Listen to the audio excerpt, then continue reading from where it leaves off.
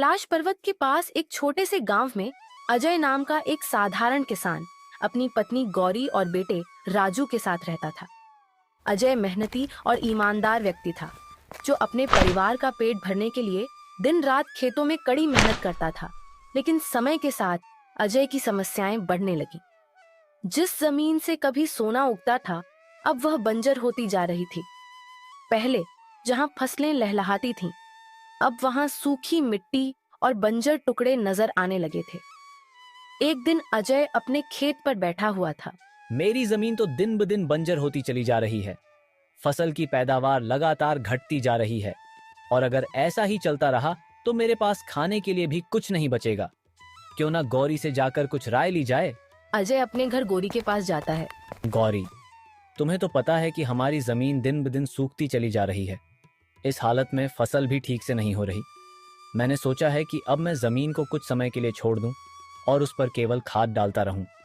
शायद इससे वह थोड़ी उभर जाए। यह तो सही है अजय, लेकिन इतने समय तक अगर जमीन से कुछ नहीं उपजेगा तो घर का खर्चा कैसे चलेगा और राजू की स्कूल की फीस भी भरनी है। यही तो बात है गौरी, मैं भी इसी के बारे में सोच रहा था। अब समझ नहीं आता कि क्या करूं। देखो अजय, तुम मुखिया जी से जाकर बात करो। वह गांव वालों की मदद करने में हमेशा आगे रहते हैं। हो सकता है तुम्हारी भी कुछ मदद कर दें। तुम ठीक कह रही हो गौरी, मुखिया जी से बात करने में कोई बुराई नहीं। मैं कल ही जाकर उनसे मिलता हूँ। हाँ, ये सही रहेगा। और अगर मुखिया जी कोई मदद नहीं कर सके तो हम मिलकर कोई और उपाय सोच लेंगे, पर अब भी कोशिश करना जरूरी है। अगले दिन अजय मुखिया जी के घर जाता है। अरे सरपंची! ये सुनते के साथ ही सरपंच जी बाहर को आते हैं। अरे मुखिया जी प्रणाम। प्रणाम अजय। मुखिया जी, ठीक तो कहाँ है? आप तो जानते ही हैं कि मेरी जमीन अब उपजाऊ नहीं रही। उस पर फसल पहले जैसी नहीं होती। हालत ये है कि घर का खर्चा चलाना भी मुश्किल हो गया है। इसी वजह से सोच रहा था कि अगर आप मुझे किसी काम पर रख लें तो आपकी बड़ी मेहरबानी होगी। अजय, मैं समझ सकता हूँ तुम्हारी परेशानी पर। फिलहाल मेरे पास तो कोई काम नहीं है, लेकिन तुम्हें देख तुम्हारी मेहनत और ईमानदारी पर भरोसा है, इसलिए मैं तुम्हें एक बात बताना चाहता हूँ। क्या बात है मुखिया जी? जो भी कहेंगे मैं करने को तैयार हूँ। देखो, गांव के बाहर मेरी एक जमीन पड़ी है।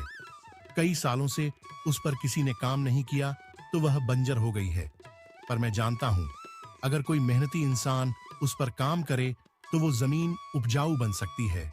अगर तुम चाहो तो उस जमीन को संभाल लो। थोड़ा परिश्रम करना पड़ेगा, लेकिन एक बार वो उपजाऊ बन गई तो तुम उस पर आराम से खेती कर सकते हो। मुखिया जी, आप सच में इतने बड़े दिल वाले हैं। आपकी ये बात मेरे लिए किसी वरदान से कम नहीं। मैं कल से ही वहां जाकर मेहनत शुरू कर दूंगा। आपकी उम्मीदों पर खरा उतरने की पूरी कोशिश करूंगा। फिर अजय अपने घर को आ जाता है। अजय, क्या हुआ? मुखिया जी से बात हुई? उन्होंने कुछ काम दिया कि नहीं? हाँ गौरी, मुखिया जी ने कहा है कि उनके गांव के बाहर एक जमीन पड़ी है। वो काफी समय से बंजर है, लेकिन अगर मैं मेहनत करूं तो वो उपजाऊ बन सकती है। उन्होंने मुझे वही जमीन पर काम करने के लिए कहा है, बस उसमें थोड़ा ज्यादा परिश्रम लगेगा। अरे, ये तो बहुत अच्छी बात है। अजय, भगवान ने तुम्हारी सुन ली। अब मेहनत से काम करो और अपनी किस्मत बदल डालो। हाँ गौरी, लेकिन एक बात है, वो जमीन गांव के बाहर है तो मुझे आते जाते देर हो जाएगी। तुम्हें पता है, सुबह जल्दी निकलूंगा और देर शाम को लौटूंगा। अरे, इसमें चिंता की क्या बात है अजय? मेहनत तो करनी पड़ेगी और देर हो भी जाए तो कोई बात नहीं, मैं तुम्हारा साथ दूंगी। अगले दिन गौरी अजय को खाना बनाकर दे देती है और अजय खेत की ओर काम पर निकल जाता है। अजय पूरी मेहनत और लगन से अपना काम करता है। अचानक झाड़ियों से एक सांप निकला। अजय को यह एहसास भी नहीं हुआ कि खतरा उसके इतना करीब है। सांप ने तेजी से हमला किया और अजय को काट लिया। वह दर्द अजय वहीं बेहोश पड़ा रहता है और किसी को भी इस बात की खबर नहीं थी कि अजय खेतों में निकल पड़ा है। वहीं गौरी को चिंता होने लगी थी कि अजय अभी तक घर नहीं आया। सुबह हो जाती है और मुखिया जी का नौकर रामलाल खेतों में देखने के लिए जाता है। वह देखता है कि अजय वहां पर बेहोश पड़ा है और उसकी आंखें सफेद हो चुकी हैं। वह समझ जाता है इस सांप ने काट लिया है। वह तभी मुखिया जी को बताना के लिए जाता है। गौरी भी मुखिया जी के घर जाती है। अरे गौरी, तुम इस वक्त यहाँ कैसे? सब ठीक तो है? मुखिया जी, अजय, कल रात से घर नहीं आया है। मैंने सोचा कि शायद वह आपके घर पर होगा। अरे नहीं गौरी, अजय तो कल सुबह खेतों पर काम करने गया था, वह तुम्हारे घर नहीं पहुंचा। नहीं मुखिया जी, रात से वह लापता है। मुझे बहुत घबराहट हो रही है, कहीं कुछ गलत ना हो गया हो। तभी मुखिया जी के घर रामलाल आता है। मुखिया जी, बड़ी अनहोनी हो गई। रामलाल, क्या हुआ? इतनी घबराहट में क्यों हो? मुखिया जी, आपकी खेतों में अजय बेहोश पड़ा है, उसे सांप ने काट लिया है। क्या अजय को सांप ने काट लिया? ये आप क्या कह रहे हैं रामलाल? ये कैसी बातें कर रहा है रामलाल? अजय तो सुबह खेतों में काम करने गया था, उसे सांप ने कैसे काट लिया? पता नहीं मुखिया जी, मैं अपने खेत पर पानी देने गया था, तभी मैंने देखा कि अजय आपकी खेतों में गिरा पड़ा है। जब पास जाकर देखा तो उसकी हालत बहुत खराब थी और उसके पैर पर सांप के काटने का निशान भी दिखा। हे भगवान, अजय की हालत कैसी है? वो ठीक तो होगा ना? मुखिया जी, गौरी और रामलाल अजय को घर पर लेकर आ जाते हैं। तभी वहाँ पे वेद जी आते हैं। वेद जी, आप कुछ बोल क्यों नहीं रहे? अजय की हालत कैसी है? वो ठीक तो हो जाएगा ना? गौरी, मैंने अजय को दवाई दे दी है और सांप के जहर को फैलने से रोकने की पूरी कोशिश की है, लेकिन क्या? वेद जी, साफ साफ कहिए। गौरी, सांप बहुत ही जहरीला था। उसके काटने का असर तेजी से अजय के खून में दौड़ा है। मैंने जितना जल्दी हो सकता था उतनी जल्दी जहर को रोकने का प्रयास किया है, लेकिन मैं यह नहीं कह सकता कि उसे होश आने में कितने दिन लगेंगे। हे भगवान, अजय को कुछ मत होने देना। वो तो हमेशा दूसरों की मदद करता है, अब आप ही उसकी मदद कीजिए। वेद जी, आपने तो हमेशा अपनी दवाओं से सबको बचाया है, क्या आप ये नहीं कह सकते कि अजय ठीक हो जाएगा? देखिए मुखिया जी, मैंने अपनी ओर से हर संभव कोशिश की है। अब सब भगवान के हाथ में है। अगर अजय की इच्छा शक्ति और शरीर ने जहर के असर को सहन कर लिया तो वह ठीक हो जाएगा। वेद जी, मैं किसी भी पूजा पाठ, दान पुण्य के लिए तैयार हूँ, बस आप उसे बचा लीजिए। गौरी, घबराओ मत, मैंने अपना काम कर दिया है। अब तुम्हें और मुखिया जी को धैर्य रखना होगा, भगवान पर भरोसा रखो। ऐसे ही 2-3 दिन बीत जाते हैं। माँ, पिताजी मुझसे बात क्यों नहीं कर रहा है? मुझे उनसे बात करनी है। बेटा, पिताजी को थोड़ा समय और लगेगा ठीक होने में। डॉक्टर ने कहा है कि 2-3 दिन में वह बेहतर महसूस करने लगेंगे। उन्हें जो दवाई दी गई है वह बस रोज सुबह शाम पिलानी है। जैसे ही वह ठीक हो जाएंगे, वह फिर से तुम्हारे साथ घूमने जाएंगे और तुमसे बातें करेंगे। लेकिन माँ, इतने दिन हो गए पिताजी हमेशा एक ही जगह लेटे रहते हैं। मैं उनसे बातें करना चाहता हूँ, उनके साथ बाहर घूमना चाहता हूँ। बेटा, मुझे पता है कि तुम्हें उनकी बहुत याद आ रही है। मैं भी चाहती हूँ कि तुम्हारे पिताजी जल्दी ठीक हो जाएं, पर हमें थोड़ा धैर्य रखना होगा। भगवान पर भरोसा रख। माँ, लेकिन हमें घर का खर्चा कैसे चलाना है? पिताजी काम नहीं कर रहे हैं, मेरी स्कूल की फीस भी देनी है। ये सब कैसे होगा? बेटा, ये सब मैं देख लूंगी, तू बस पढ़ाई पर ध्यान दे। मैं कुछ ना कुछ इंतजाम कर लूंगी। माँ, मैं काम पर चला जाऊंगा, कुछ पैसे कमा लूंगा, इससे घर का खर्चा चल जाएगा और आपकी भी मदद हो जाएगी। नहीं मेरे लाल, तेरी माँ अभी जिंदा है, मैं तुझे काम करने नहीं दूंगी। तू अभी बच्चा है और तेरा काम सिर्फ पढ़ाई करना है। तेरे पिताजी जल्दी ही ठीक हो जाएंगे और सब पहले जैसा हो जाएगा। तू चिंता मत कर। अगले ही दिन गौरी मुखिया जी के घर जाती है। मुखिया जी, मुझे वह जमीन दे दीजिए जो आपने अजय को काम करने के लिए दी थी। मैं उस पर मेहनत करके अपने घर का गुजारा कर लूंगी। लेकिन गौरी, वह जमीन उपजाऊ नहीं है, उस पर काम करने के लिए बहुत मेहनत की जरूरत है, और तुम जानती हो कि वह जगह कितनी खतरनाक है। अजय को भी वहां सांप ने काट लिया था, तुमने देखा ही होगा। मुखिया जी, सांप के डर से मैं अपने बेटे के भविष्य को बर्बाद तो नहीं कर सकती। उसकी पढ़ाई छूट गई है, घर की हालत दिन ब दिन खराब हो रही है। अगर मैंने कुछ नहीं किया तो हम सब भूख से मर जाएंगे। गौरी, मैं समझता हूँ तुम्हारी मजबूरी, लेकिन तुम तो एक लड़की हो, खेतों में काम करना आसान नहीं है। तुम यह सब कैसे संभालोगी? थोड़ा इंतजार कर लो, जब अजय ठीक हो जाएगा तो वही उस जमीन पर काम करेगा। नहीं मुखिया जी, किसी न किसी को तो इस मुश्किल घड़ी में फैसला लेना ही पड़ेगा। मैं ये फैसला कर चुकी हूँ, जब तक मैं कोशिश नहीं करूंगी तब तक अपने बेटे और घर को इस हालत से बाहर नहीं निकाल सकती। मेरे लिए उसका भविष्य सबसे बड़ा है। अगर उसकी पढ़ाई दोबारा शुरू नहीं हुई तो मैं खुद को कभी माफ नहीं कर पाऊंगी। गौरी, तुम सच में बहुत हिम्मत वाली हो। तुम्हारी बातों से मुझे महसूस हो रहा है कि तुम इस काम के लिए तैयार हो। ठीक है, अगर तुम इतना कह रही हो तो मैं तुम्हें वह जमीन दे देता हूँ, लेकिन ध्यान रखना, वहां काम करना आसान नहीं होगा।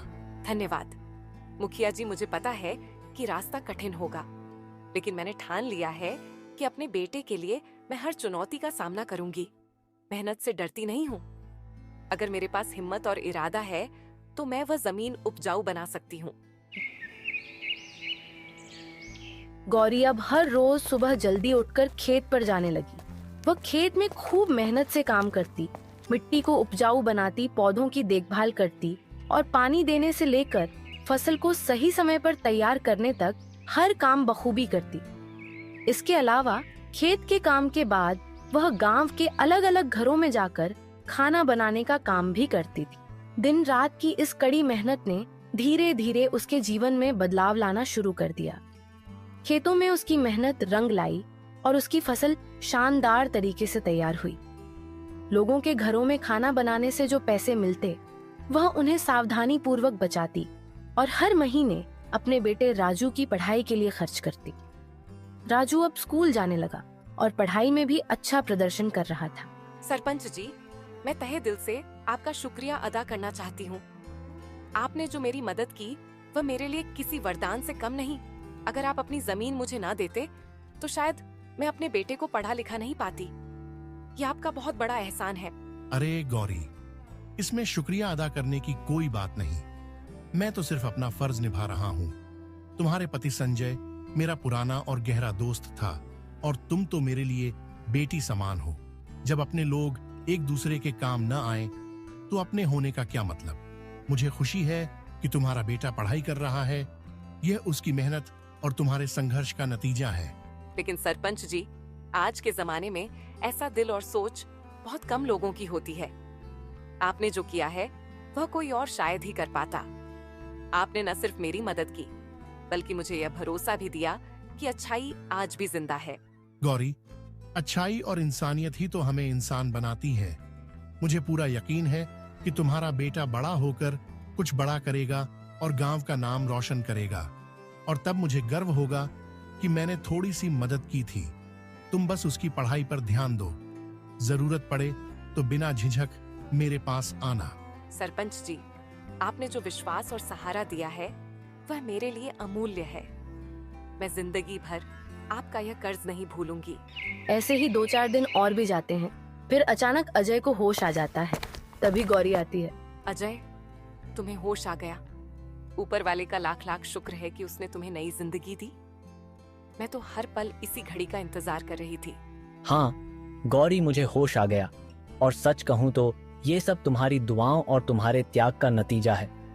मैंने महसूस किया है जैसे तुम्हारी दुआओं ने मुझे मौत के मुंह से खींच लाया हो। अजय, मैंने तुम्हारे लिए न जाने कितनी दुआएं मांगी थीं। हर पल ऊपर वाले से यही विनती करती रही कि वह तुम्हें मेरी जिंदगी में वापस भेज दे। मैं जानती थी कि तुम एक दिन जरूर उठोगे, लेकिन तुम्हें नहीं पता कि इन दिनों में मैंने कितनी मुश्किलें झेली हैं। तुम्हारे सांप के काटने के बाद जिंदगी जैसे थम सी गई थी। मुझे पता है गौरी, मैंने सुना है कि तुमने मेरे लिए क्या क्या किया। तुमने अकेले राजू की पढ़ाई का जिम्मा संभाला, घर की जिम्मेदारी उठाई और साथ ही मेरी भी सेवा करती रही। मुझे तुम पर नाज है गौरी। तुम्हारा यह त्याग मैं जिंदगी भर नहीं भूल सकता। तुम्हारा यह एहसान मेरे सिर पर हमेशा रहेगा। अरे अजय, ऐसा मत कहो। यह सब मेरा फर्ज था। मैंने जो किया वह किसी एहसान के लिए नहीं किया। मैं जानती थी कि एक दिन तुम ठीक हो जाओगे और हमारे जीवन में फिर से खुशियां लौट आएंगी। अब जब तुम होश में आ गए हो तो मुझे और कुछ नहीं चाहिए। गौरी, तुम सचमुच देवी हो। मैंने तो सिर्फ तुम्हें अपनी पत्नी समझा था, लेकिन आज समझ में आया कि तुम मेरी ताकत हो, मेरी हर खुशी की वजह हो। मैं वादा करता हूँ कि जैसे ही मैं ठीक हो जाऊंगा, मैं तुम्हारा हर कर्ज उतारने की कोशिश करूंगा। कर्ज वर्ज की बात मत करो अजय। अब तुम ठीक हो जाओ, यही मेरे लिए सबसे बड़ी बात है। जब तुम पूरी तरह से ठीक हो जाओगे तो फिर हम दोनों मिलकर सब कुछ संभाल लेंगे। धीरे धीरे अजय पूरी तरह से स्वस्थ हो जाता है। अब वह अपने पुराने जोश और उत्साह के साथ खेतों में काम करने के लिए जाने लगता है। पहले जहां वह अपने स्वास्थ्य के कारण थोड़ा पीछे रह गया था, अब वहीं वह मेहनत और लगन से अपना काम करने लगा। उसकी ईमानदारी और मेहनत देखकर सभी उससे प्रभावित होते हैं। वह अपने काम को पूरी निष्ठा और समर्पण के साथ करता है, जिससे न केवल उसकी खुद की बल्कि पूरे परिवार की स्थिति में सुधार आने लगता है। धीरे धीरे अजय का आत्मविश्वास भी बढ़ता है और वह अपनी नई ऊर्जा के साथ जीवन में आगे बढ़ने लगता है। ऐसे ही कई साल बीत जाते हैं। फिर अजय का बेटा राजू कामयाब बनकर शहर से लौटता है। अरे बेटा राजू, तू आ गया। इतने साल हो गए तुझे देखे हुए। हमारी आंखें तो तुझे देखने को तरस गई थीं। हर दिन भगवान से बस यही प्रार्थना करती थी कि तू सही सलामत रहे और एक बार हमें आकर मिल जाए। आज मेरा सपना पूरा हो गया। माँ, मैं आपकी और पिताजी की मेहनत और बलिदान को कभी नहीं भूल सकता। आपने अपने सुख चयन को त्याग कर मेरी पढ़ाई और भविष्य के लिए जो किया है वह दुनिया का कोई और नहीं कर सकता। मैं आपका दिल से धन्यवाद करता हूँ, क्योंकि जो कुछ भी मैं आज हूँ वह सिर्फ आपकी वजह से हूँ। अरे बेटा, तू तो हमारा बेटा है, इसमें धन्यवाद की क्या बात है। माँ बाप का धर्म ही तो अपने बच्चों के लिए त्याग करना है। तू हमारे लिए सबसे बड़ी दौलत है। अब जब बुढ़ापे में तू हमारे साथ है तो हमें और कुछ नहीं चाहिए। तू ही तो हमारा सहारा है बेटा। बस तू खुश रहे, यही हमारी जिंदगी की सबसे बड़ी खुशी है। माँ, अब मैं आपके और पिताजी के सारे कर्ज चुकाने आया हूँ। अब से आप दोनों को कोई काम नहीं करना पड़ेगा। मैंने आपकी तपस्या को व्यर्थ नहीं जाने दिया। अब मेरी बारी है। माँ, आपकी सारी तकलीफों का अंत आप और पिताजी बस आराम करेंगे। मेरा जीवन अब केवल आप दोनों की सेवा के लिए है। राजू बेटा, तुझे देखकर ऐसा लग रहा है जैसे हमारी जिंदगी फिर से संवर गई हो। हम जानते थे कि हमारा बेटा एक दिन जरूर आएगा और हमारी मेहनत को सम्मान देगा। तो इस तरह गोरी और राजू की मेहनत रंग लाई। अब उसका बेटा पढ़ लिख चुका था। तो इस कहानी से हमें यह सीख मिलती है कि कभी भी हार नहीं माननी चाहिए और ऊपर वाले से दुआ करती रहनी चाहिए।